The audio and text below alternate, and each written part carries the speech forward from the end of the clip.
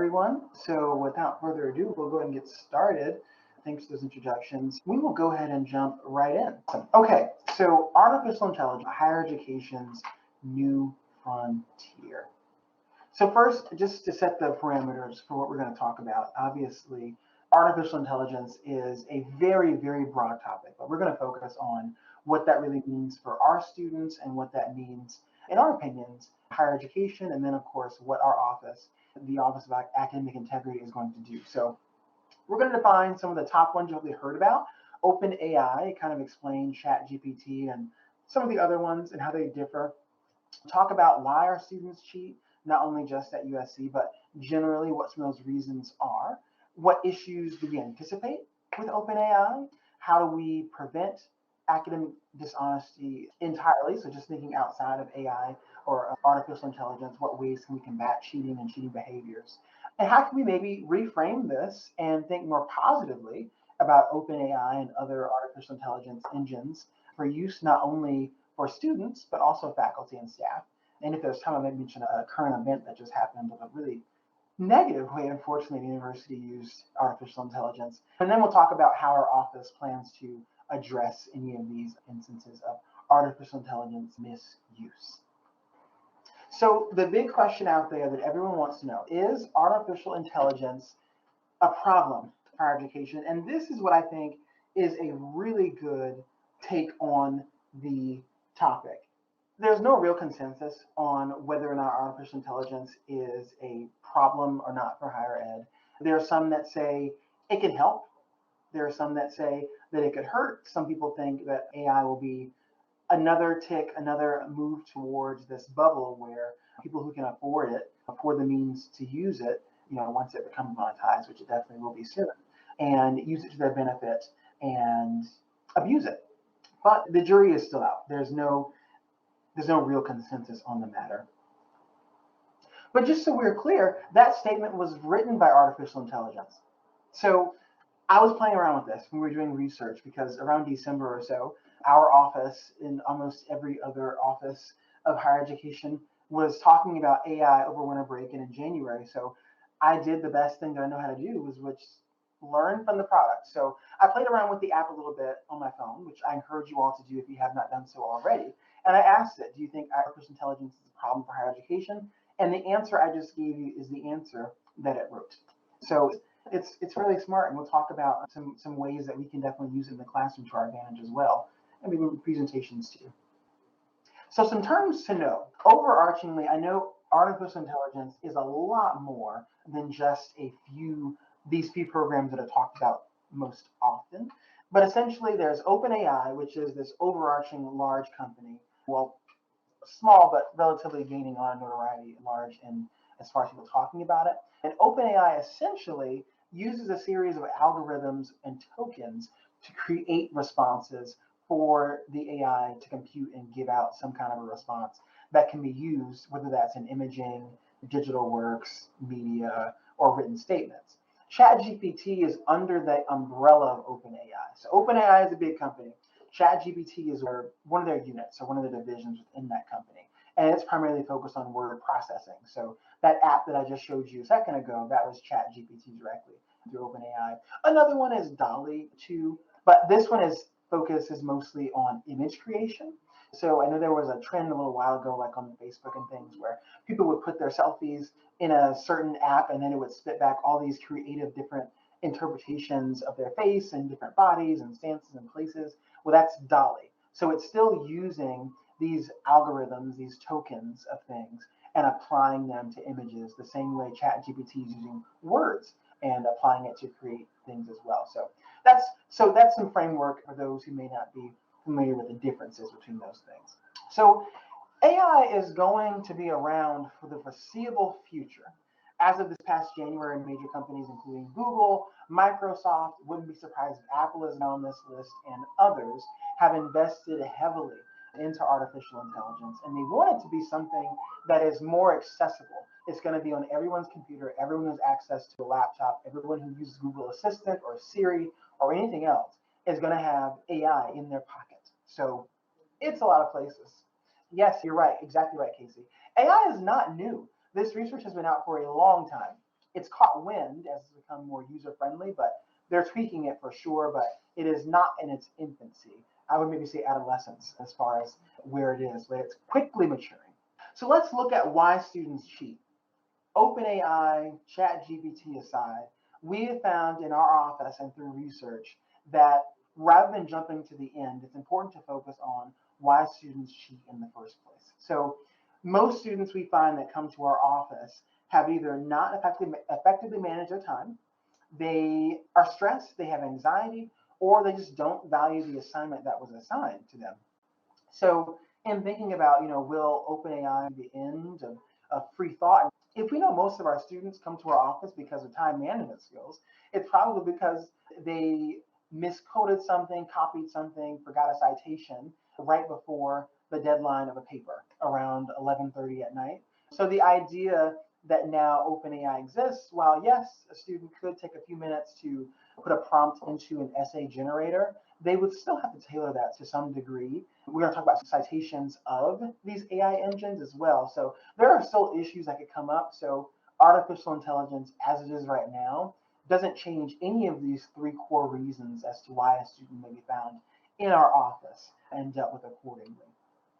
So Dan Ariely did a lot of research on many different things, but particularly a video that we have students watch as a part of a sanction for first level violations is about our buggy moral code.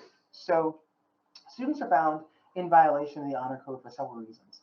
In those violations, it's very common for students to tell us they felt as though the violation was worth the risk because it was just one assignment, or because the methods they used to commit the violation were not especially egregious. Many instances of violations are birthed from mistakes in citation or a failure to completely understand the directions. And rules set out by the professor in either the assignment instructions or the course syllabus, they just really weren't clear. And that often leads to reasons of academic dishonesty. And when thinking of artificial intelligence use, it is likely that students who are comfortable with taking shortcuts by just a little bit would be unlikely to be the same students who would take an entire essay from ChatGPT. There's a difference in taking a few lines from a source or just getting an idea from somewhere versus having your entire academic work taken. It's not common for students to cheat to that level or to that degree, even if it's easy. So this quote was from that video. On one hand, we want to look at ourselves in the mirror and feel good about ourselves. On the other hand, can cheat just a little bit and still feel good. So those are all things that we need to consider when thinking about cheating behaviors and thinking about AI and what things to anticipate, what things to expect as far as how it will disrupt education. So overall, we don't see it going too far beyond the normal thought processes that might lead a student to violating things as it stands now. So many of us have been batting around some of the issues on this slide. What do we think we can anticipate? And as we look at these components, one of the important things to remember is the more specific, the more complex, and the more kind of exciting the topic that you use, the less likely it is that any of this can occur. If you assign an essay on the role that USC played in the Civil War, that's a pretty easy thing for this, platform to be able to create something on. If you get into something much more complex that requires a student to synthesize information and to compare some things and really come up with something based on the information that they already have. So maybe chat gives them the information, but then they have to generate the analysis of it. Your essay is going to be foolproof. Journal responses, if they are very straightforward, again, that's going to be a recipe for all of us looking at what our assignments are and saying, if this is a pretty straightforward assignment, I dare say we can do better. So how do we make that kind of meatier? How do we make it something that students can dig their teeth in? Because the chat can't do that. Computer programming sequences, alarming, yes, but again, there are a lot of things that haven't been perfected yet. This presentation could be very different 3 months ago. There are already changes since we wrote it. So some of these things in computer programming sequences are developing quickly. Some of these things could continue to change. So Adrian is expert at constantly reading the latest journal articles on this. And so if you know that you're in one of these areas where it's developing more quickly, I encourage you with your college to kind of have an affinity group on this so that somebody is in charge of scanning, every week or looking for specific key things. Graphic artwork is an amazing technology that this is able to produce. So we know these things are out there, but there's nothing that makes it impossible to beat right now. So signs of the easiest signs, and many of you may have seen this, the easiest ways to pick up on it is there's just a lack of citation. So there are statements that are presented as facts because it pulls things that are similar to the topic and the algorithm that it's researching, and it can't make that determination. So you'll be reading and there's something that's wildly not factual. And then a poor interpretation of current events. Right now, it has about a shelf life of a year ago. So a current event is going to be very difficult for it to respond to in any meaningful way. Topics of opinion, it isn't designed to generate. And if you're asking your students for peer-reviewed works to support their arguments, it's pulling from almost anything. So it can't specifically pull from a genre of types of literature and types of periodicals. So those are some really easy ways to make sure that you're specifying what you expect from your students in a way that makes it harder for them to just say, oh my gosh, I'm out of time. As Adrian mentioned, I procrastinated, I just need something quick. So what can we do to curb academic dishonesty? Here are some basic things, again, all free. So always in our syllabus statements and in some of our other sessions, we talk about the importance also of the tone of your syllabus and how you're communicating your expectations and communicating to students. Part of why academic honesty is important is because this is how great this class's content is if you really dig into it. How can we spark some intellectual curiosity about what's happening? Because I want you to benefit from this. This is a class where you can explore some of your own curiosities. You can follow what you're interested in and have some choice in your assignments. So having that syllabus reflect both that and here's academic integrity process. I hope we never have to use it. Know that if I make a referral for something, if it looks like it's generated by chat, if it looks like it's a different tone than your other work, and I'm afraid you've used another social study site, I'm going to have to, by the honor code's requirements, make a referral to academic integrity. So please, this is what the process looks like. Let's hope that this is a semester where we never even have to consider using this. The value of academics in completing the coursework, tying your coursework to the relevance to their lives, tying the coursework to what about your topic, what about your content are they the most interested in? There's so much literature out there right now. Articles are coming out, a few a day. And so as Adrian and I were kind to cull what might be helpful if you're just looking for what are some authors to follow, what are some areas to look at that really focus the attention on how to make the best of this situation. The IHE has this Sentinel syllabus project. So Dr. Stipe is both a PhD and an MD. And so he created this initiative and it is really incredible. It's a public good collaborative to enrich the discussion and it creates practical resources because he's like, we're going to transit into an era of digital thought. And so if you support these goals, much bigger than even what we're talking about here, the links are right on that website. Place some touchstones in their project and what he's trying to make sure that we keep this boxed into is that AI can't pass the course, which also means your course design makes it so that it cannot. AI contributions must be attributed and true, and that the use of AI should be open and documented. So instead of us trying to put up this brick wall and say, you can't, how do we do it in a way that could promote learning and that isn't as, salacious, because it's something that may be part of the learning process. If we all know that students go to YouTube to learn, what's the difference between using that to learn and using this in your course to say, if you're not sure and you need a little bit more information on this topic, feel free to go to this site as well. You just can't use its work as your work. So that's the only definitive component of it. So know that even encouraging Socratic debate with chat is one of his recommendations. So if you engage with Socratic debate and it helps you think through a question, it helps you articulate an argument, it might kind of take students along a thought pattern that they may not have just pursued on their own. So it's re-examining how we can use this. So we have written a sample syllabus statement. Feel free, there's nothing that the Office of Academic Integrity loves more than being able to say, if you want to plagiarize the syllabus statement, you feel free.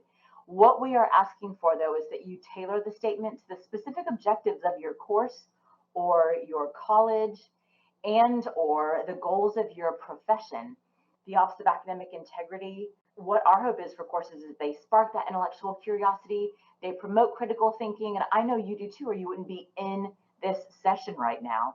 So the customization that you put into this statement will come alive to students if you put, this is why this is important. The reason that this may also be helpful to you is that it notes for you and for your students the specific honor code provisions that would be applied if a student submitted work as their own that was not their own, but that they generated using chat. So we want to say why it's important to us. We want to be able to look at a pure reflection of their work and their understanding.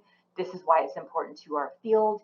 And alleged violations could be of cheating, which is unauthorized assistance in connection with any work, or falsification. And here are your exact definitions: misrepresenting others with respect to academic work or facts for academic advantage. And so depending on how it is used, what we have realized is that those codes were already in the honor code. And so that's what would be applied. And there's not a student in your course that's like, yeah, I'm okay with having a cheating policy violation on my academic integrity record or having a transcript notation because of a serious incident related to using chat, or for that matter, any other social studies site or any other plagiarized material. It isn't that dissimilar. And if you have some questions and you're like, hey guys, could you make us a quick video and explain that better? We're happy to do that. You want us to come to your classroom? If we are able to, we will, to help students understand if you're getting a lot of pushback. So what can we do to curb academic dishonesty? This is good academic practice, no matter what you're trying to do. So you're going to check off a lot of boxes by doing this, and it also happily applies to this kind of new reality that we're in. Talk about what they want to get out of the class. It is shocking and sad, frankly, when you ask students, tell me about what you want to get out of this class. What is it? And if they're like, I don't know, I have to take this because it's required. Have them look through the syllabus and then ask, once you review the syllabus, which topics, which days are you the most curious about? What did you think might be on the syllabus that you don't see? What do you want to learn about that maybe isn't included or that sparks some curiosity when you review this? Also talk about the use and limitations of AI. Some of us that have seen some examples of its limitations, because we've read more widely than some students may have in your class, some may know all the ins and outs, but it has significant limitations right now that we kind of hope remain. So openly discussing that is important. Their worst work, if they just spend an hour on the assignment, because you're not even asking for an all night, an hour on an assignment is likely to produce a better product than trying to use something from artificial intelligence. Also, scaffolding large assignments is one of the most proven ways to disincentivize the need for students to cheat or to plagiarize. So you can have them turn in different components of it. So in different chunks, especially if it's a semester long project, we worry that they're going to start the week before. Not that any of us start a big project the week before. We know what human behavior is likely to result in. So scaffold it. I teach you 101 and we have an end of the year big project. And so the first might be your idea and the areas you're going to explore within that idea. Week 4 might be, I need a basic list of your citations. Week 5 might be, by now we need a lit review and there's going to be an annotated bibliography with that. Then a longer outline, then a draft. This does not mean that you are grading all of these. I spend about 20 minutes, 1 minute per paper on the citations, looking at all of them. Like, what is my expectation? Does one need to be from a scholarly journal? Can the rest be? Letting them know what that is, just to say, hey, this looks like a lot of opinion pieces. That's it. Using peer review during scaffolding, huge. What is the student possibly missing? What do you recommend to make their topic even better? There was a story on this Wharton School instructor, and on the first day of class, he said, here's your final project. I want you to go to chat in our classroom while we're sitting here and generate with your group 50 ideas for this final group project ideas. So it thought of aspects of it that they had never thought of on their own. So he said, here's how you're going to use it. Here's how it can be used in a positive way. Also, since ChatGPT's ability to craft logical arguments can underwhelm, if you're using a critical thinking prompt or something that has a twist to it or complexity, there's no way that it can get there. So feel free to make your topics more interesting. And then guess what? Your grading is a lot more interesting too. It's fun to see what students find as their question to a topic that you have posited, and you might even learn something new that you didn't know. So really, really investing in the question that you're asking will make this a non-issue in your course. So in the wonderful book, Keeping Us Engaged by Dr. Christine Harrington, on the first day, it was a public policy class, I believe. And so this instructor that she is citing said, what is the topic within public policy that kind of irks you the most? What do you think is one of the worst public policies? And students didn't have to know a lot about it, but they wrote, I think that the welfare system doesn't serve the right, whatever it is. So the instructor, and this was a smaller class, so you can decide how much of this is realistic, took all of that in, allowed them to pursue that as their final project. The instructor, when she would come across new things from the Chronicle of Higher Ed or whatever is in your discipline, and it was about that public policy issue, she would even forward to students, oh, here's something I found on your topic that you might find interesting. The students were so enamored by how invested their instructor was, and they were following their own curiosity. And if something bugs you, you want to really dig into it. So have them write in class. They don't even know where you're headed with it. Also, you're not giving them a topic that now they're like, I don't care about this topic. I'm just going to look and see what chat says about it. They want to know about that particular topic. And other ways to encourage. So create assignments that have multiple formats for submission. So this goes into CTE teaches an entire course on universal design. A universal design can be applied to so many of the ways that you teach and design your course. So for example, if the project was on a bug's life, students could put into the chat project on a bug's life. It's going to give all different ideas related to that. So maybe they word map from there what they want to pursue based on those initial ideas. So that chat can spark something that your students wouldn't have thought of on their own. You can also have it generate a paper, and then your students can go, what are the arguments that aren't very well supported? What is it missing? Analyze how good of a paper this really is on this particular topic, and then revise chat's paper to what it should have been and what's missing and what the counter arguments are. Multiple checkpoints for understanding and stages of completion. Asking students at the end of the day, the 1 minute paper, what questions do you still have? A pre and post to particular questions, or the beginning of class and the end of class. What did we talk about last time, and what questions are still in your mind about this? It takes a lot of understanding to be able to generate a question, to figure out what you don't understand about the topic. So having checkpoints for that is helpful. Again, it's the end of the last very minute before something is due that makes it likely that someone's going to be more tempted to use something like chat than if they've been staged the whole way. And in class writing prompts and reflections, even if it's about how their project is going, that's an oversimplification, but that helps who's struggling right now, who might be the most vulnerable right now. And so if you have the opportunity, you have a TA that can assist them with that, that would be fantastic. So in-class writing prompts to see how they're doing, and where they're describing to you what the pathway is that they want to take for their project or their final paper. Critical. They're prompting their own curiosity. And this might make some of you go, oh my gosh, heartburn. Or yes, this makes it so much easier. Have them cite the fact that they used artificial intelligence. So when we went around in the Office of Academic Integrity figuring out, maybe we just teach how to cite because we're big on citations, of course.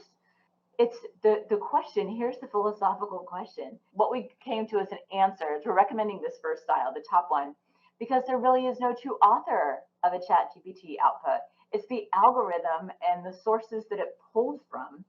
So the top one is recommended, but these are other examples if you want to help your students to kind of at least know how to. Again, because if we are reorganizing their thought process to be, this is a learning tool, then we hope it is less likely that it will be abused in any way.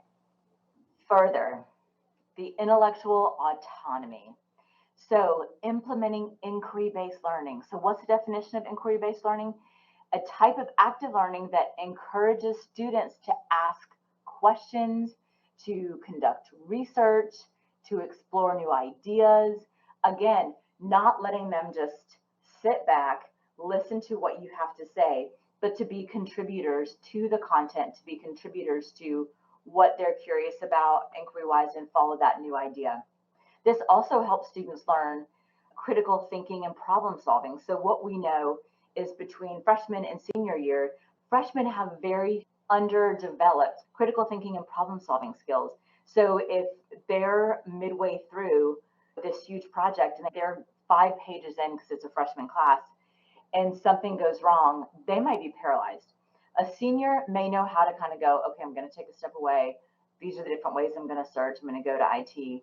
So even just having them develop this inquiry-based learning style and this technique helps them develop some of those other brain processes that we really want students to be able to do. I mean, even research skills. So on an inquiry-based learning model for a class, you can talk about all of those.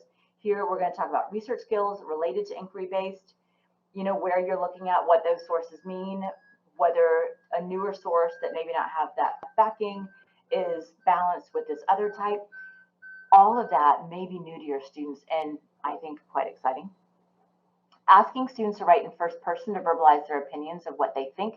This means they can't just say, author so-and-so believes that, you know, this and this and this. After reading Casey Carroll and Adrian Anderson's work, I believe that.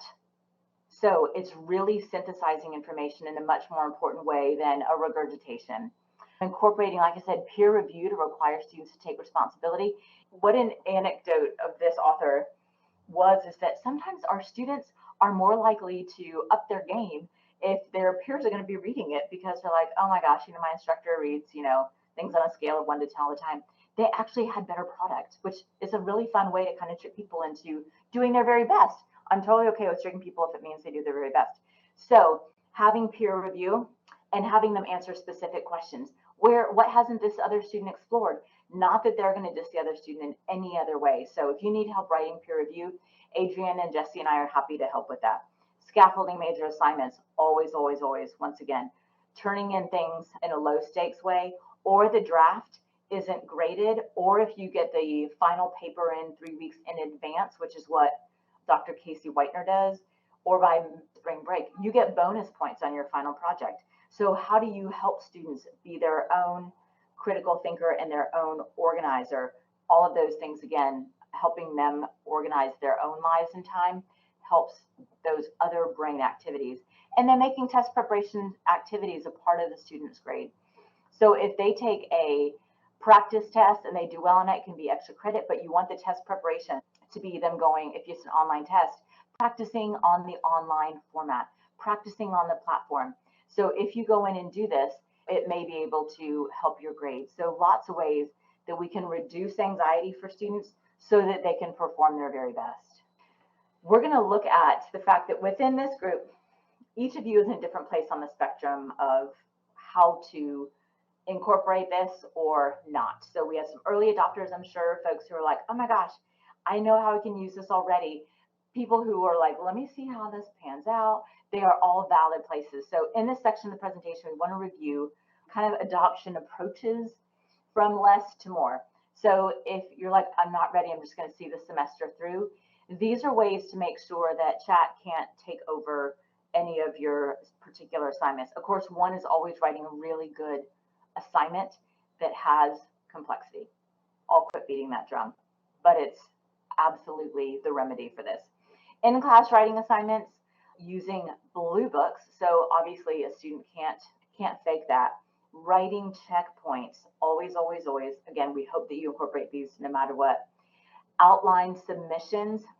So if a student is self-authoring, here's my trajectory on my project, much easier. Staged grading techniques, a first draft, you can get bonus points for it, whatever it might be, but stage it out so that not everything is dependent on that very last assignment.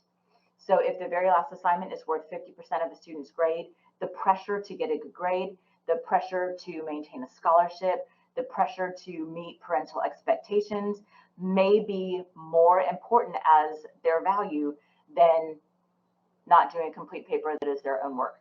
And so what we don't want to do is ever create an environment in which we are putting those two things in conflict.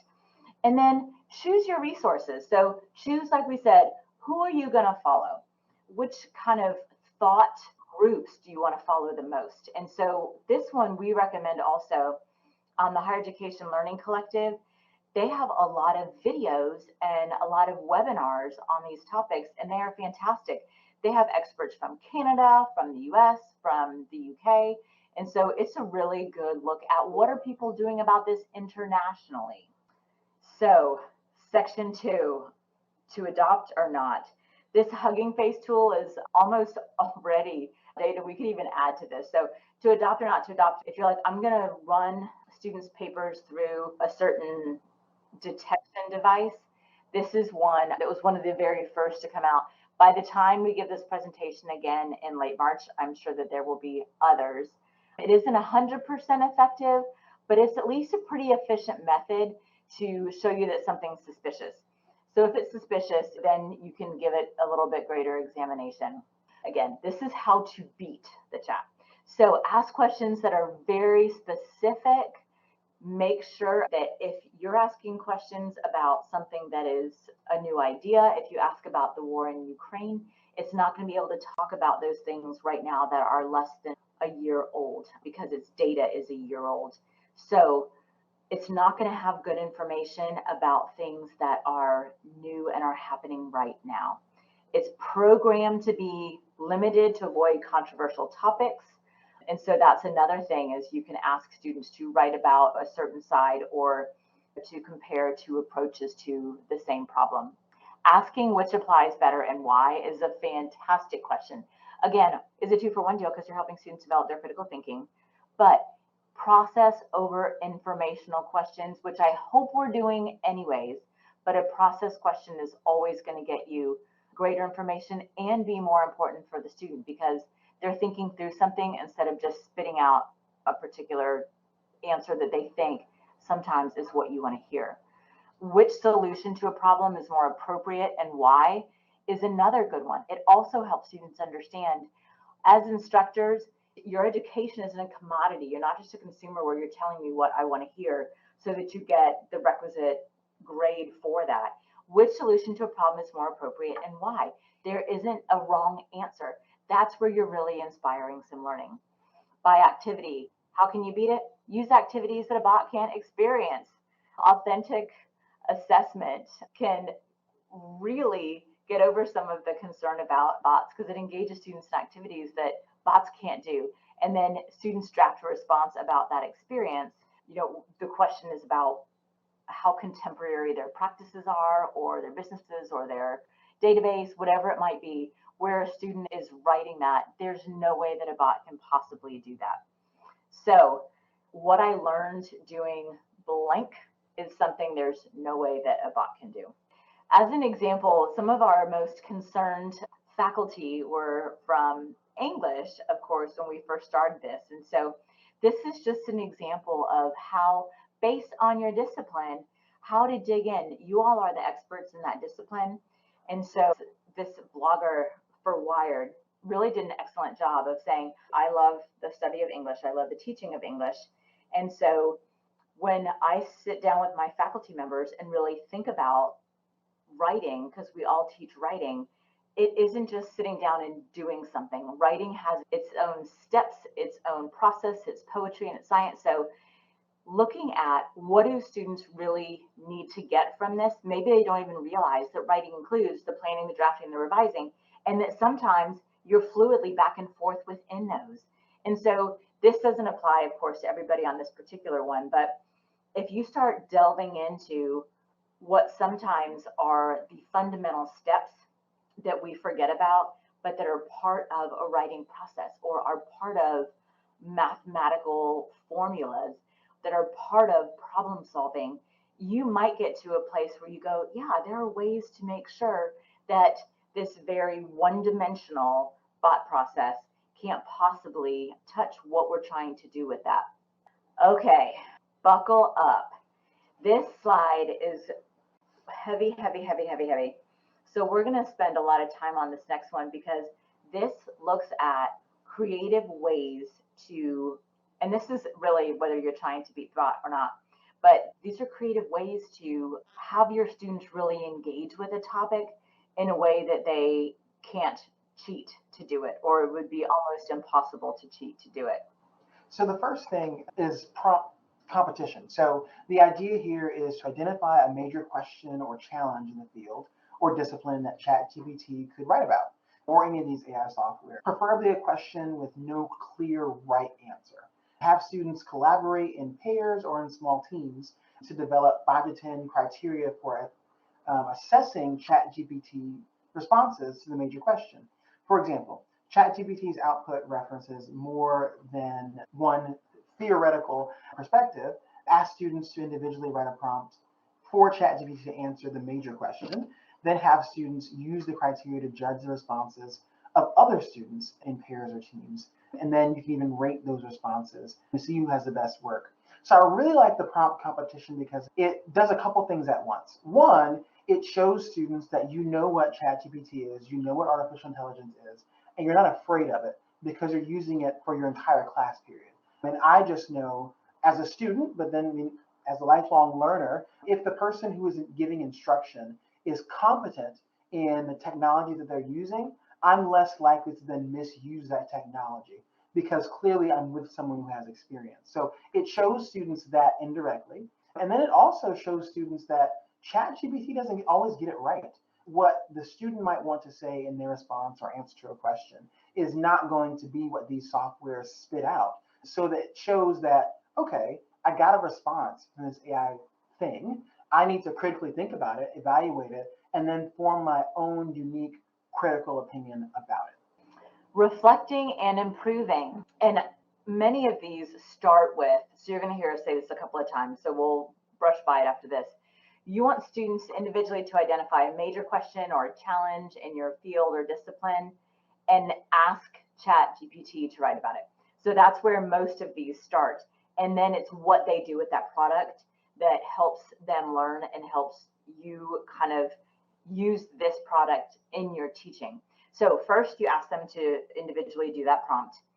Have them write a response to their question. So they get what the chat has said, then they reflect on that output, look at what's correct, what is incorrect, because there's a good chance there's going to be incorrect information, what they're not sure if is incorrect or correct, what they need to look up elsewhere to verify and where they think they should look, what they should ask the chat next.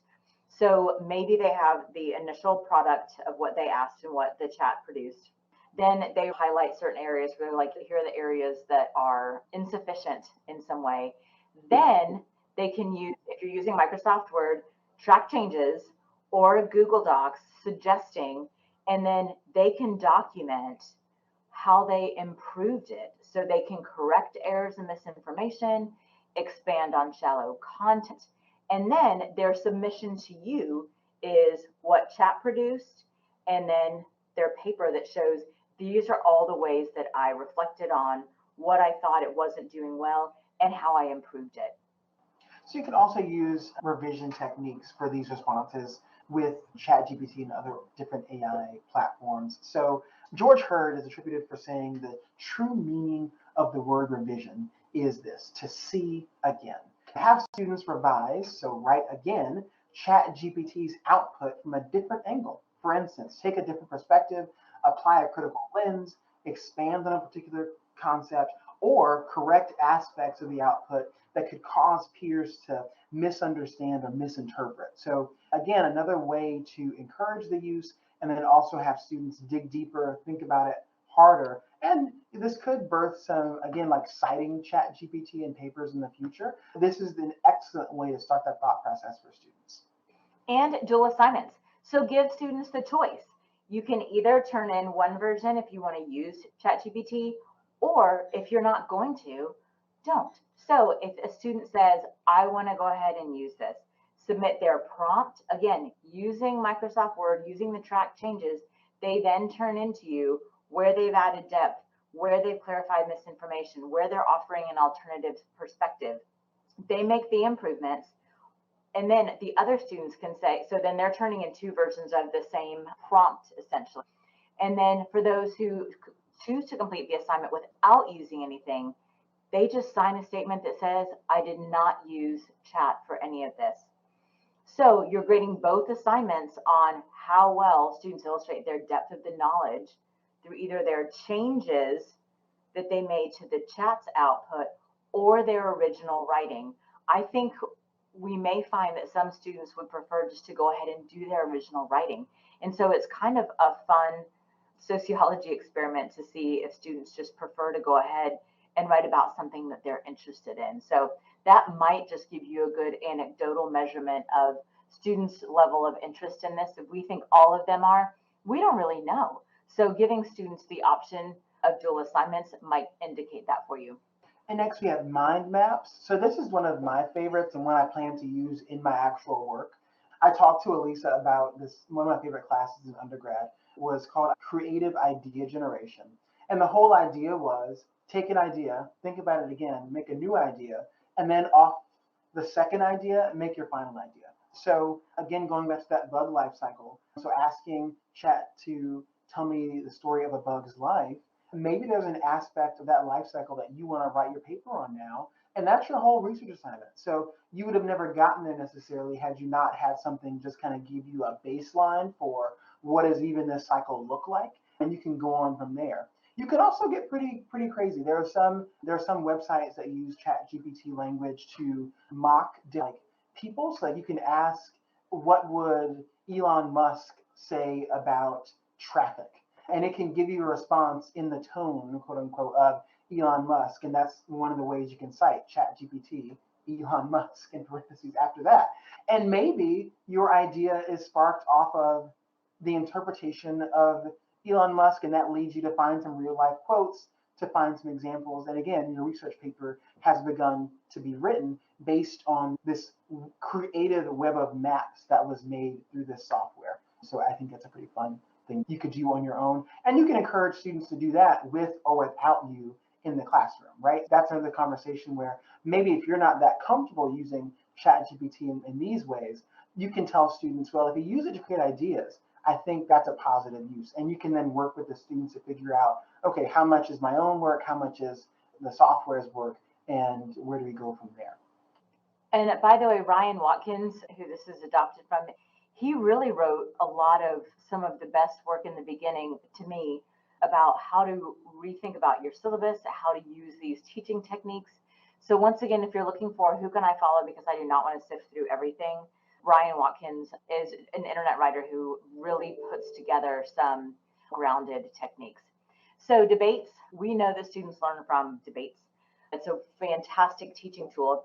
And so if students are creating debate teams and they are choosing a certain topic in groups of 3, using chat to ask it for opening statements, and then asking your students to say, okay, now why did you choose the opening statement that you want to? and without using chat, explore what their arguments are within. What I think is if we get ahead of chat and ask students to figure out what they're curious about and write that down first, they are less likely just to be in such a slump that they go, okay, let me just see what chat's going to say. So having them look at all of the initial opening statements so that they can see the directions to take their argument in, wonderful technique. Yes. And then we have videos and podcasts. So rather than written essays, have students make a video or audio recording as a medium for sharing their knowledge. Using a video-based tool such as VoiceThread or Flipgrid or Zoom can make the process a little bit easier for students. They can submit their audio podcast on their phone or computer. The visuals aren't required for the content material. So, of course, if you type in OpenAI or ChatGPT on YouTube, you're going to be flooded with information. But there are some really good videos that talk about their own use as far as using these softwares to help them with scripts for their video content. More recently, I've even seen where in the real estate market, real estate agents are looking to ChatGPT and other softwares, tell them to come up with creative descriptions for houses on the fly.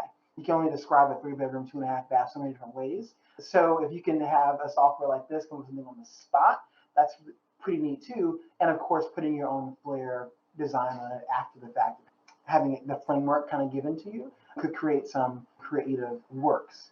This next one I think is better even if we're not using chat. So asking students to explain their thinking and challenging to continue thinking more deeply about a topic is also a good metacognitive practice. But if you give your assignment as usual, this is the prompt from your discipline, using track changes, ask them on the side of their response to explain like 8 to 10 steps of their thinking as comments. So it may be, we talk about the value of always asking, but why? I can't recall if it's 5 times backwards, you'll get to what the key issue is, but helping students recognize that cognitive exploration component of it. And if that's too cumbersome, it might be more interesting for you to grade also if they do that via an audio recording or a video. So if you've got the paper, you've given it a read, you hit go on their video, wonderful. In Blackboard, you can put a time limit on how long the videos can be so students don't go over.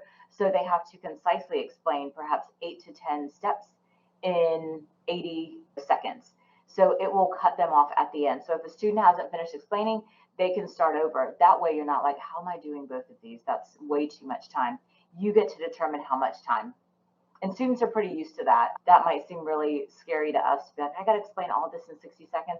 I think students are like, I am used to doing it, abbreviated TikTok things, all kinds of ways that they have to compress their message in a meaningful way. This is a 2x2 matrix or a Venn diagram for a more simple version of a matrix. It's something that is pretty old school, right? I mean, when you're learning how to compare and contrast starting in elementary school, you often first start with some kind of a matrix or a Venn diagram. So getting back to that as a part either in scaffolding or in some cases a final grade for an assignment if it's a very detailed Venn diagram or matrix, that could be a way to make sure that you're having students critically think, work on their own, and know that they can't just go to one of these AI softwares to think for them, right? There are some articles, I was sent something, I think a week or two ago, where people are asking ChatGPT and other softwares questions over and over and over again, trying to see if it'll contradict itself or say anything crazy, and it has said some crazy things. But typically for a student, they're not going to spend 3 hours trying to find a way for ChatGPT to argue two sides of an issue, because they could have spent just an hour doing the assignment themselves. So that's another way you can get creative with your assignments and thinking about something we all know how to do, but we may have gotten away from in our current methods in teaching. And you all have been so patient. We love this stuff, but it doesn't mean that everybody does. But you are officially on number 10. The next time, I think all of us dream of our classroom environment in which students learn something that we're teaching in class, and then they can produce something new. So this is a way to be able to do that. So you can ask your students to use ChatGPT to answer an essay question or some major dilemma in your field or discipline, not dilemma, because it would have to be pretty straightforward, but a major question that's in your field, and then have them reflect on what are 5 things, what are 7 things that you learned that chat taught you about this particular topic. Now, using those, pick whichever are your favorites or pick some that really are curious to you, and you create a new assignment that doesn't allow for the use of ChatGPT, but then allows other students, they can decide in a group which assignment they think is the most exciting to them, to demonstrate their learning. So maybe they go, a group could analyze this and create a proposal to blank, or they could do a mind map assignment as we talked about, and that can be a homework assignment. And then what do they bring to class as the outcome? What they think the new project should be. Okay, so again, how can OpenAI enhance learning and foster growth? So in lesson planning, you as the instructors can use AI to create an example for the kind of responses you're looking for. So there are many times, particularly in those intro classes, where you were saying, I need you all to write a reflection, or I need some kind of a journal response or journal entry based on the topic matter of the day. It'd be really nice if you could tell a student and show a student, this is an example of the writing prompt I'm looking for. This is what an A looks like, and this is what a C looks like. Some students really benefit from that visual representation, and it is a bit more work for you as the instructor to then create each of these types of responses, and really there's an infinite possibility. So it'll be pretty nice for you to just use AI yourself and help it in your lesson planning when it comes to examples of what's good and what's not good. And like we said before, creative idea generation, this can happen in the classroom with those mind maps or any of the things we haven't mentioned before, or it can be things that are done at home. I would encourage you, as we have done, as Elisa has done, and other CTEs, and every time we talk with professors, the more information, the more direct and forward you are about what is expected, what is and what is not allowed in your class, the better. So when it comes to at-home assignments, be very clear. If you're going to allow the use of AI, show them what positive uses of AI looks like. Demonstrate that with your own work, and then also provide examples. Don't be afraid to lean into it. But if any use is going to be a problem for you or a problem for your discipline or your school, say that too. That syllabus statement, again, tailor it to what's best for you and your coursework. Moving from theoretical and coming to some more tangible things. So how does the process look whenever a student is found responsible or potentially in violation of any improper use of OpenAI or ChatGPT or DALL-E or any of these things? It's essentially the same process as it would be if there's any instance of expected or suspected cheating or plagiarism. In fact, just today, I think I had my first official case where a student was accused of using one of these artificial intelligence sites. And the process was exactly the same as anything else. Whenever there's a report, likely coming from a TA or a professor, that is submitted to our office. We will then schedule a meeting with the student. In many cases, we'll also schedule a meeting with the faculty member outside of that meeting, just to get more context if necessary. The student comes and meet with someone in our office and tells their side of what happened. Was it because of stress? Was it out of time? What did they do exactly? What did they use? And believe it or not, most students are honest about their use or their struggles when it came to turning in an assignment. Then we discuss that. We discuss the findings. If we find them responsible or not responsible, either way, we will let a representative of the college know, a liaison, and then, of course, the person who reported, so they can accurately reflect that in grading or however they choose to do so, as far as repercussions there if they're responsible. The recommended outcomes for the sanctions, typically at this point, if it is a first-time level violation, which in some cases, uses of artificial intelligence definitely could be considered a low level based on unauthorized aid or improper citations. Those students are assigned a workshop that's free to them. It's a class we put them through on Blackboard, and it'll give them opportunities to reflect on what behavior contributed to the violation. They'll talk about the Buggy Moral Code. They will learn some activities, of course, learning about the honor code, what's right and what's wrong on our campus. And they will also have the opportunity to work on some time management and de-stressing activities. There's even an opportunity for one of the assignment submissions to be a guided meditation or a visit to the Student Success Center. If a student disagrees, of course, they can appeal our decisions as far as responsibility and go to what's called a Carolina Judicial Council or a CJC. which many of you or some of you probably have sat on or at least heard about, where we'll have a faculty member and two students on a panel to then rehear that case and ultimately either decide in the favor of the student as to their appeal or side with the originating conduct administrator on why the decision was what it was, and then the students complete those sanctions or have something assigned to their account as a result of whatever that sanction or charge was. So going back to that question, is artificial intelligence a problem for higher education? Based on what we've learned so far, this is a new challenge, but ultimately it's not the end of academia.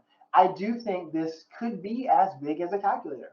I do think this is as big as a personal computer with where it's going. There's tons of information just on looking up the term artificial intelligence and how so much more research, many more articles and things have just skyrocketed in the past 2 months. It's become more popular based on timeline of being adapted into use, more popular than Facebook, TikTok, Instagram, or anything else. I mean, it's very quickly becoming extremely popular and user-friendly.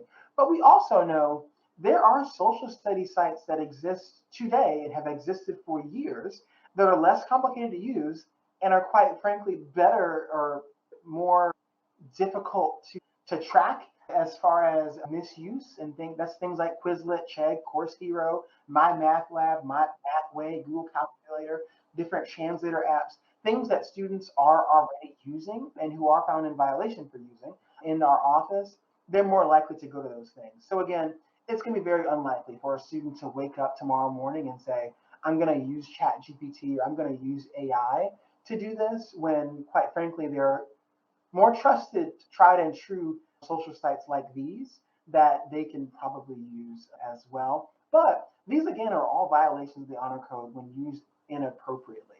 So the Honor Code, as it's written, has been equipped to handle social study sites, and we believe currently it's more than equipped as well to handle OpenAI or artificial intelligence. My wife is a student at the University of North Carolina, Chapel Hill, and she got a report or an email yesterday that the campus made a statement on artificial intelligence use. And as of right now, there's no plan for this office to do that. But the night is young on AI. So if we think that's something that needs to happen, of course, we'll work with upper administration to do so. But as of right now, the Honor Code is more than equipped to handle these challenges. And we have a few minutes to talk, which is awesome. So again, Elisa and myself, those are email addresses. Feel free to send us things.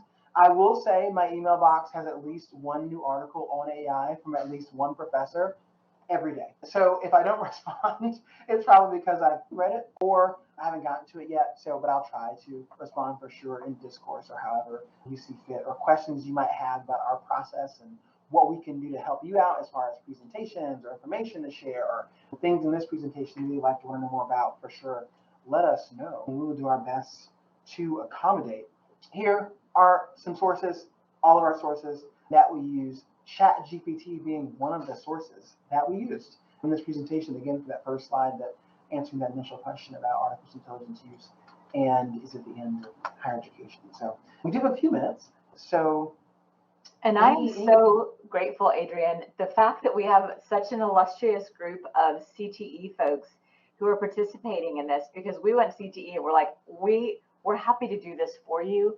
And so I'm glad that it got this type of attention, because the number of things in the chat box, one, that are great resources. So I encourage you to go ahead and cut and paste some things that you can use as tools. So please do know it's flip.com, where you set the time and then students submit, it all comes in one, and you don't even have to click, like they'll just go one after another, or you can stop and find the proper student. So I lied. I am so sorry about that. Thank you to our CTE colleagues for catching that. I will say, if there aren't questions, and please stop me if there are so we can answer them, an article was shared in our office from a university who made a statement on current events, essentially in response to the unfortunate shooting on a college campus. And they used ChatGPT to write their statement to students. I don't know who sent it and who was responsible, but in the email to all of campus, every student with that university's account information, it had ChatGPT, powered by ChatGPT, and the students pounced on it immediately. So it is very important that if you are going to use any of these artificial intelligence softwares, either to in your coursework, in your lesson planning, in statements, that you're using the same things that we're asking you to ask your students to do. Critically think, evaluate, make it your own. I won't say the university's name, so you gotta dig for it. But yeah, it can be pretty embarrassing if you find yourselves doing what would be a policy violation as far as the honor code is concerned, and you're the university. Yes, I just want to thank both of our presenters Oh, for what you have given to us. And because of my bias, I particularly like the part about the levels of critical thinking. And I was just having a conversation with someone earlier that computers, I've been in a microcomputer revolution since 1980, actually. What I found, artificial intelligence is artificial intelligence because it never can duplicate natural intelligence fully. So I think this is an opportunity rather than it's how you look at the glass. And correct me if I'm wrong, presenters. You can look at it half full or half empty, and that can take you a long way or can constrain you. So I think it's an opportunity for growth, for us to reflect and change. But in short, wonderful presentation. Thank you. thank you. If a byproduct of this, even though none of us wanted this necessarily to happen, is that we help students quickly explore other ideas related to our topic, and then they build on that. Or as teachers, we're asking better questions. Then at some point down the road, sooner than later, I will be thanking the folks who at first we were like, but thanking them for making us better teachers. There are so many creative ways this can be used. I hope that it's used in academia, in research. I think it's going to make it easier in some ways to have more critical thinking, because if we have softwares and programs that can do the small things for us, much like a calculator, that means we can just take things further even quicker. So this, I believe, is going to be a huge enhancement to academia and the college process. Thank you, everyone who participated on a Friday Yeah. afternoon. We appreciate you. Thank you.